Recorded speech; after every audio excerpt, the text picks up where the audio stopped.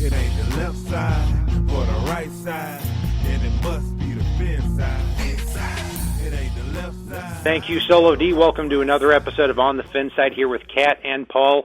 Follow us on Facebook, Twitter, Spreaker, iTunes, YouTube, iHeartRadio, and Spotify. Check out our merch store on thefinside.threadless.com.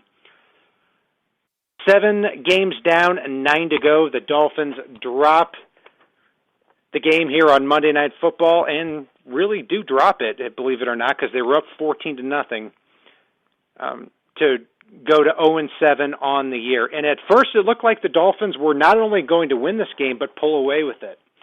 20 minutes into the game, it's 14-0 Dolphins, and they've got the ball crossing the midfield stripe, and they just could not keep the momentum going, Paul.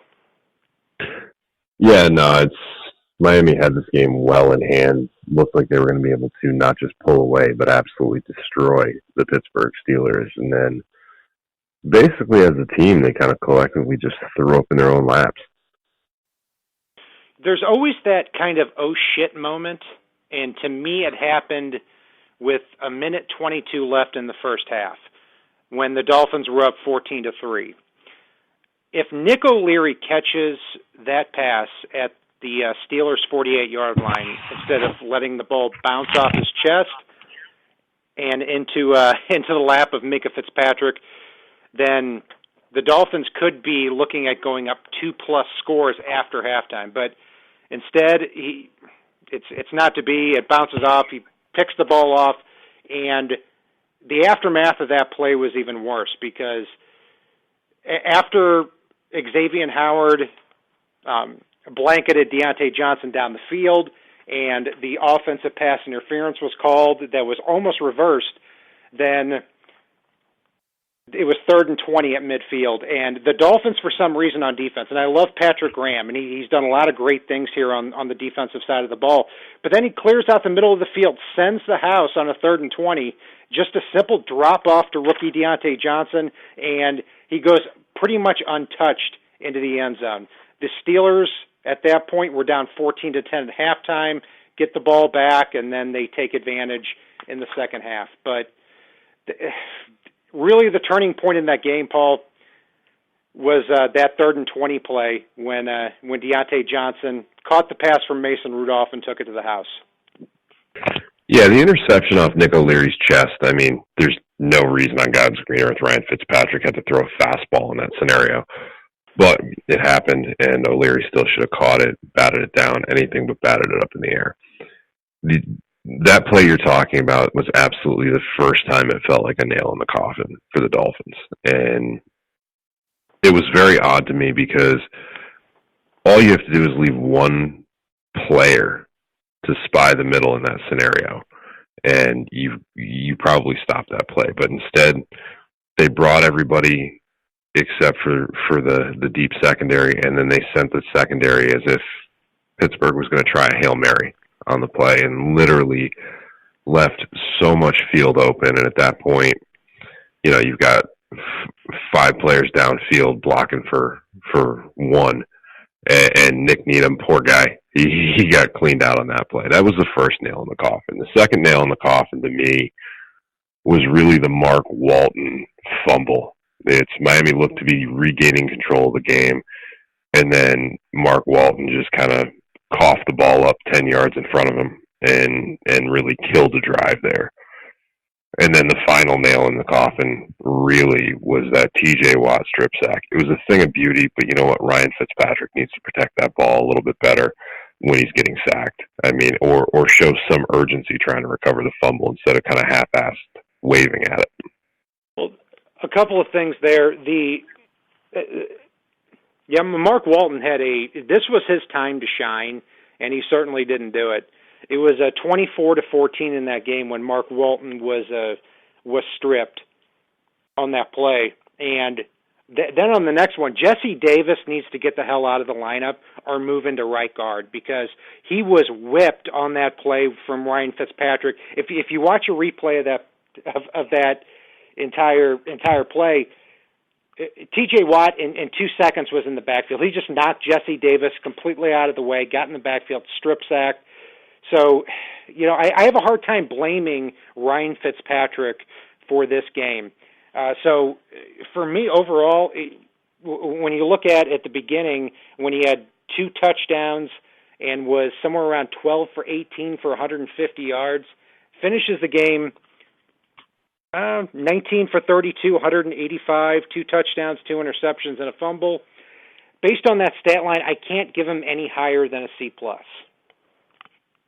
Yeah, I'm going to go with a C- here. I mean, he did do some great things early, but he failed to protect the football down the stretch.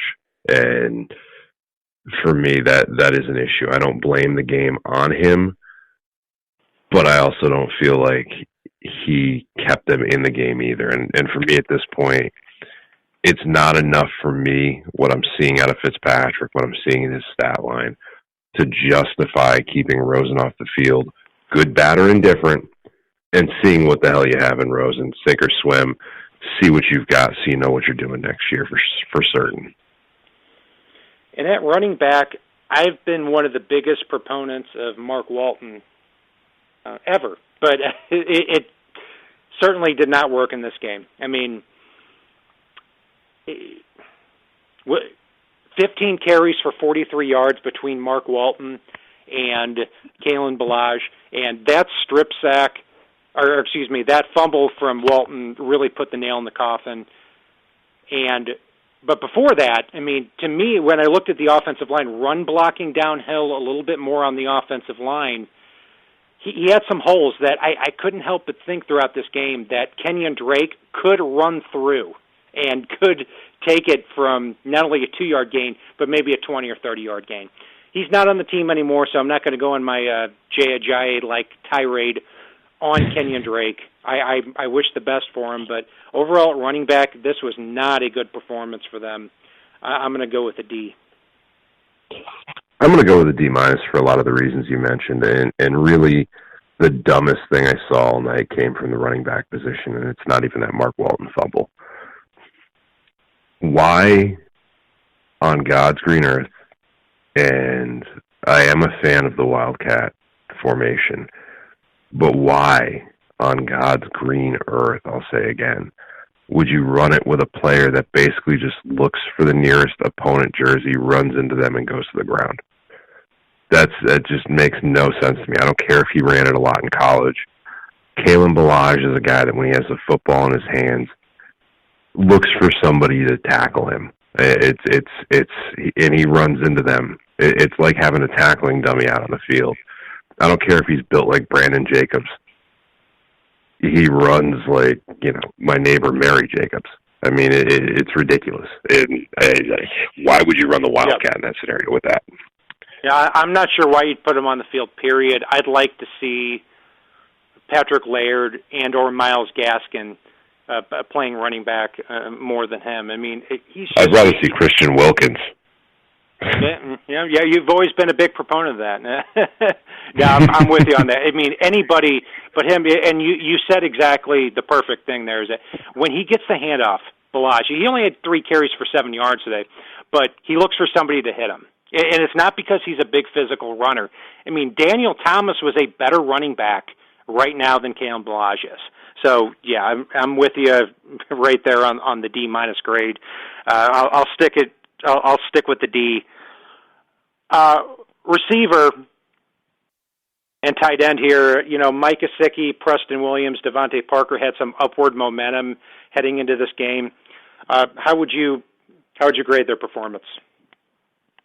I actually didn't have a huge problem with the wide receiver group. I mean, granted, Nick O'Leary really needed to catch that ball or bat it down or anything but, let it hit off his chest and go flying up in the air and never touch it with his hands. But I would have liked to have seen a little more out of Gesicki. But you look at the wide receiver group, there was a Jakeem Grant sighting tonight. Albert Wilson may have only had 1 catch, but he punched it in the end zone. The Allen Hurns touchdown was absolutely a thing of toughness. Preston Williams had a drop late, but looked like he was on pace to set a record early on in the game. And then Devontae Parker kind of took over where Preston Williams led off in the second half. So all in all, I didn't have a huge problem with the receiver group today, and I can go with a B for them. Yeah, I'm going to go with a C+. Not anything terrible that stood out. And Preston Williams had a big drop on a pass when the Dolphins were down 17-14 that could have ended up giving them a first down. But other than that, yeah, I mean, Alan Hearns and Jakeem Grant got into action. Alan Hearns had a physical touchdown, and Jakeem Grant, it was nice to see him get 2 catches for 34 yards. And, yeah, early in the game, Preston Williams was eating Joe Hayden's lunch there on the outside. I hope we see more of that from him as we continue to go forward. And I was hoping that the Dolphins would structure their offense in a way where they would line up Preston Williams and Devontae Parker on the outside against Joe Hayden and Steven Nelson.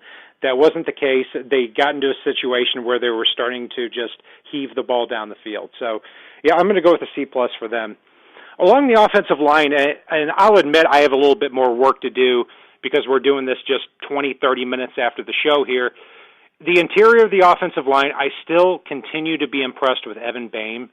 I thought, except for a couple of plays, too, from what I saw, Shaq Calhoun did a good job, and Michael Dieter continues to get better and better, too. But along the offensive tackle spot, Jamarcus Webb and Jesse Davis, ooh, man, it's pretty ugly out there. I mean, Webb got knocked on his butt a couple of times. It should be a meme for how badly Jamarcus Webb was killed by Bud Dupree on one play, but it was so much pressure from the outside, and throughout the game you can see Ryan Fitzpatrick having to step up in the pocket just to get away from everybody, and it's no wonder why Josh Rosen got killed the way that he was.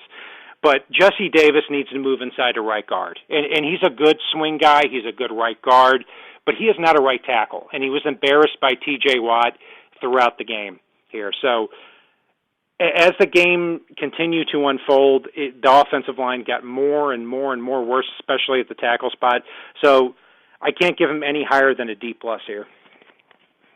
I can go with a C-. I mean, I know we've talked about this at length throughout this season, but this is not an offensive line that's talented enough to play from behind when the defense can pin their ears back. And with pass rushers like Bud Dupree, T.J. Watt,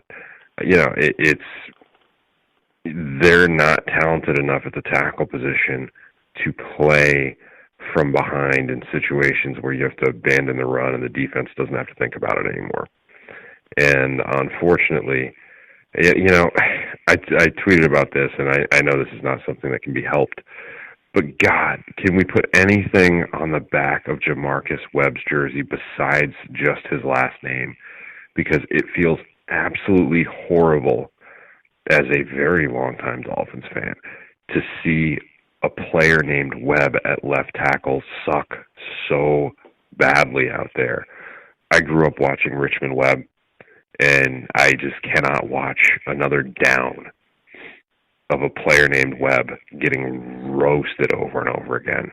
It would be worse if they had an injury problem and they changed his number to 78. Oh, yeah, it'd be bad. Yeah. But also, too, Paul, here's the other part of it with the offensive line is that, yeah, I agree with you on that. But if we're grading them here, I like the job that Evan Boehm and Shaq Calhoun and Michael Dieter do throughout the game because I think they actually do a pretty decent job when they're playing. But Jamarcus Webb and Jesse Davis, they're just not playing well. That's my big thing with the offensive line. Yeah, but 3/5 did well. Yeah, exactly. So because of that, if the Dolphins can move all of their resources into the center guard positions, I don't think they have a lot to do at the center guard position. But they have to get those tackle positions right. But that's a subject for another day.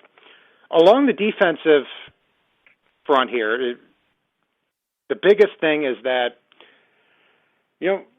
we were 20, 25 minutes into the game here, and the Dolphins were shutting out the Steelers. They were playing very, very well on defense and very well on offense, too. But that big play where Deontay Johnson catches the pass on the all-out blitz and springs to the end zone and puts the Steelers up 14-10. That really made the difference in the game here, because to me at that point, the front seven was completely shell-shocked. They were on their heels. They weren't stopping the run well. James Conner had 23 carries for 145 yards, and they were getting pressure on Mason Rudolph consistently throughout the game. But after that play, it seemed like Taco Charlton, Vince Beagle, Raekwon McMillan, they were dropping back a little bit more in coverage instead of going to the quarterback. I wish Patrick Graham in this game had sent more players to the or had diversified things a little bit more along that front seven to stop the run and to add some pressure. But I can't ignore that in the second half, the pass rush was non-existent, and James Conner finished the game with 23 carries for 145 yards. The big thing here is Chase Young out of Ohio State, a very big consideration if the Dolphins, pick second or third in the NFL draft, if not first. So anyway, that's a long way of me saying that with the front seven, I'm going to give them a C. I'm going to give them a C+, and I know James Conner rushed for a lot of yards, but a lot of that was gashing the linebackers and secondary there. I thought Christian Wilkins had probably his best game as a Dolphin, which may not be saying a lot, but at least he was present. John Jenkins turned in one of those games again where, he was definitely a pleasant surprise. I thought there were times where Jerome Baker finally looked like the linebacker we've been waiting for. And Sam McGuavin had a sack to go along with Taco Charlton's sack. And really, I just need to see those a little more often. And I thought Davin Gotcha had a good game. I thought Vince Beagle was constantly in the face of Mason Rudolph, and then once they stopped, as you pointed out, bringing him, it stopped putting as much pressure on Mason, and Miami got lit up. And you look at Raekwon McMillan, I thought Rake had another good game today overall. And so really the front seven wasn't terrible in this one. It's more so the secondary once we lost a couple of guys back there. Then we'll get to that. Yeah, and Sam McGuavion, look, he's a good special teamer. He's a good piece type of player. But, man, oh, man, every time I watch him on the field, he gets absolutely destroyed.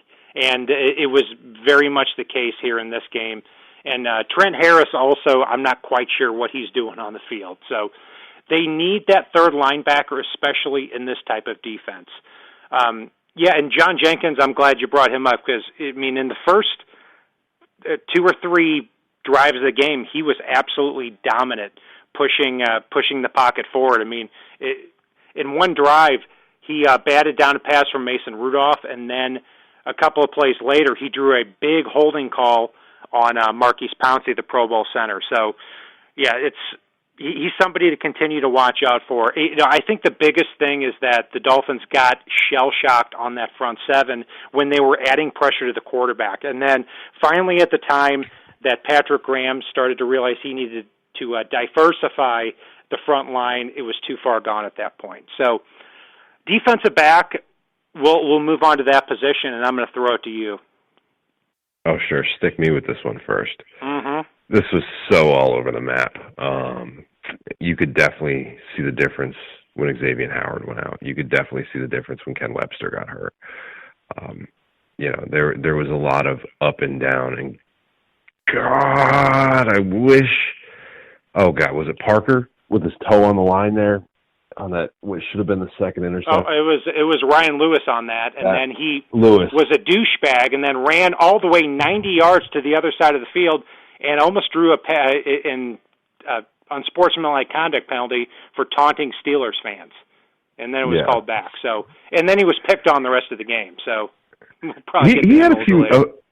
He had a few good plays, but overall got destroyed at times too. You look at Eric Rowe was okay-ish at safety. I didn't have a problem with Bobby McCain. It's really once they got to their second, third, fourth corners that they left a lot of passing lanes open. They left a lot of routes open and uncovered. And that's where we saw the pass rush diminish because Mason Rudolph didn't need time in the pocket. He was able to just pick them apart because there were uncovered receivers at times. I mean, One of the touchdowns by Juju Smith-Schuster, he just made an unbelievable play. I'm not faulting anyone on the Dolphins for that. He just, he beat Chris Lammons and took the ball away and made a great play with his ball skills, which he's known for.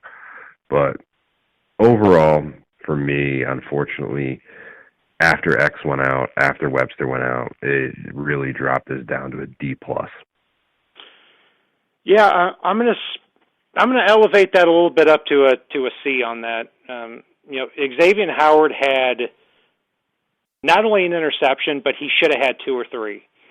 But also, too, he gave up the play of the game because it was a moronish play call for Patrick Graham to send those players to Mason Rudolph on a 3rd and 20.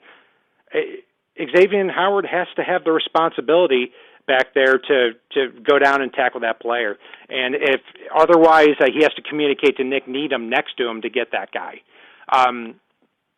What I respect out of the defensive back group is that, number one, on the Juju touchdown, Chris Lammons should have had an interception. He was manned up 30 yards downfield, and I think this guy can play.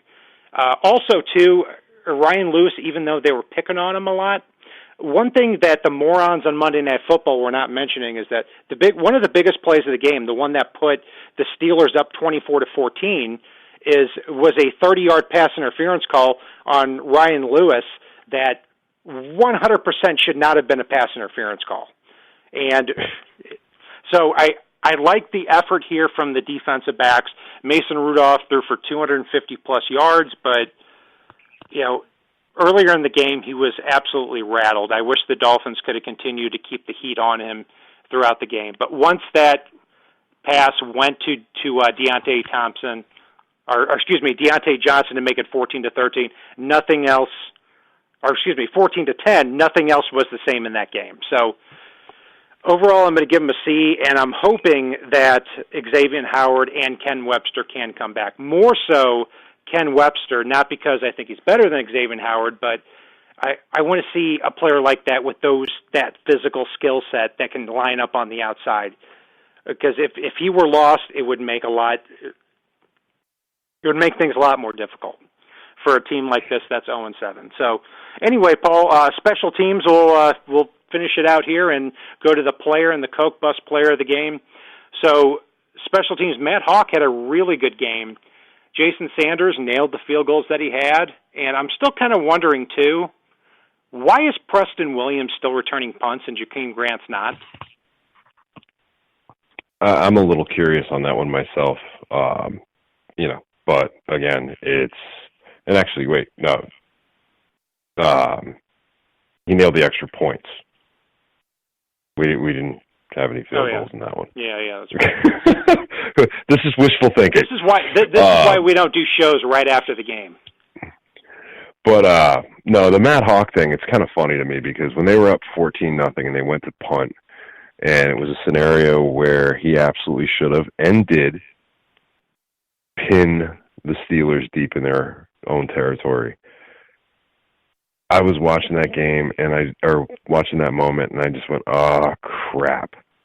This is usually that moment where Matt Hawk comes out and just utterly single-handedly destroys a game with a shank punt that goes like 4 yards off his foot to the right and out of bounds.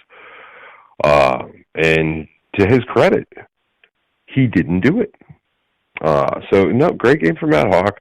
I'm curious about Preston Williams as well. I mean, there's only so far that Jakeem Grant goes in the doghouse. I mean, as much as he will bonehead it up once in a while, he's also the only one that's a threat to take that ball to the house. And when you're down like they are and you need a spark, you're going to get a lot more spark out of Jakeem Grant returning punts potentially than you are from Preston Williams. That's just basically saying, like, all right, we want to make sure we send the offense back out who's been turning the ball over at this point. Right. And also, too, Jakeem Grant on kick returns, he was feeling it. I mean, he returned it back to the 30 several times. So I'm surprised that in a game like this that he wasn't returning the ball on punts. The coverage team, credit to Danny Crossman, special teams coach. I think they've done a really good job on that coverage here. So I hope that continues. So overall, I mean, when I look at the returns, I mean, Tech, usually our biggest grade over the last 10 or 15 games for the Dolphins, I'm going to give them a B+. Yeah, I'll go with a B for them. I think the special teams was not and that's all you can ask for out of special teams sometimes. Yep, that's it. And so the player of the game and the Coke Bus player of the game for you. I want you to take this one first this week. Let's do something different here. Yeah, so the player of the game for me is going to be Vince Beagle because in the first half, I thought when he was given the task to get to the quarterback, he was not only doing it, but doing it at a very, very high level. And he understands the angles of getting to the quarterback. And it reminds me of those Patriots linebackers like Kyle Van Noy, who can just tee off and get to the quarterback and stay in their lanes when they're in that same defensive scheme. So he's going to be my player of the game. And then my Coke Bus player of the game is Mark Walton. I mean, this was his game to shine. He was on Monday Night Football. I felt like he had the holes to run through. Yeah, they weren't gaping holes, but, you know, there were 2 or 3 holes that he could have run through that I still feel like Kenyon Drake could have busted for 15 or 20 yards, and that didn't happen. And then he had that terrible fumble, too. So those are my 2 players. Who are yours? So for my player of the game, I'll go there first. I mean, if Xavier Howard had played the whole game, you saw what he meant to that defense and how much they crumbled without him out there. He probably would have been it if he'd held up a level of consistency. It probably would have been John Jenkins in this one, based on how he started out the game. For me, I'm going to go ahead. I'm going to give it to Raekwon McMillan. When he was out there, he did a great job stuffing the run. He was getting in the backfield on several pass plays. He didn't come away with a sack. He's not going to be huge on the stat line, but I thought he was a big part in keeping the Dolphins in it early and keeping them where they needed to be.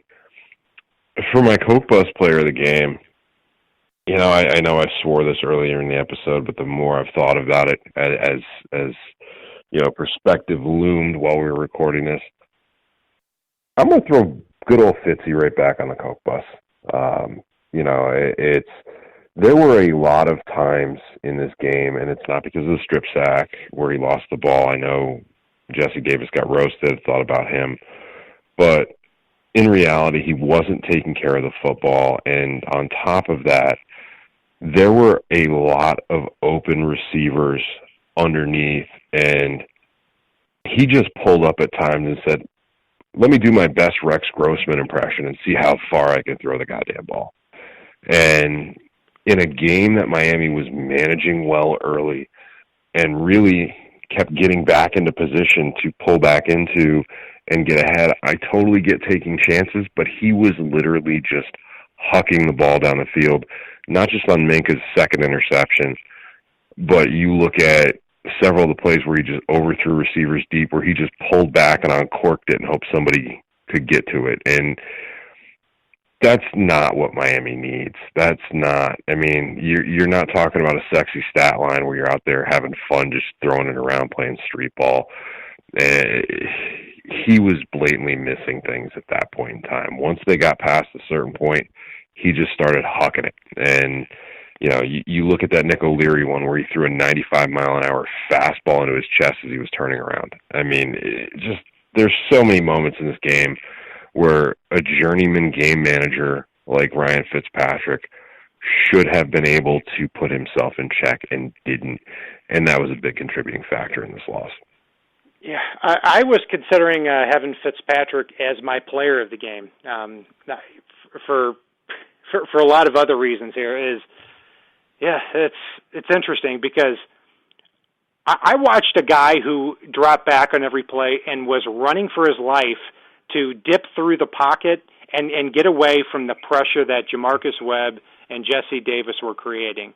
And so, yeah, he had some throws, but the ones that I think you can slap his hand on are couple. For example, one of them throwing down the field and getting intercepted by Minkah Fitzpatrick. It was at the 3-yard line, and the other one, he did throw a 95-mile-an-hour fastball to Nick O'Leary, and he shares some responsibility in that. You're absolutely right. I wish O'Leary and his in his stubby little hands could have at least not, like you said, could have batted it back down or something. But he was turned around, and he should have caught something on that. I think a 6'5", 250-pound Durham Smythe with bigger hands could have done something better. So I don't know. I'm not a big Fitzpatrick fan, and I wish Rosen would still be in a quarterback, but I don't know. So I'm going to stick with my C or C plus grade on him. But that's going to do it for our breakdown of the Dolphins-Steelers matchup here on Monday Night Football. You can follow us on Facebook, Twitter, Spreaker, iTunes, YouTube, iHeartRadio, and you can check out our merch store on thefinside.threadless.com. You can check out me on Brian Cat NFL and Paul at Fanatic_pick. And if it's not on the right side and it's not on the left side, it's on the fin side. Solo D, take us home. It ain't the left side or the right side, and it must be the fin side. It ain't the left side or the right side, and it must be the fin side. Listen, Dolphins fans across the land all tuning in to see what Brian Cat and Paul about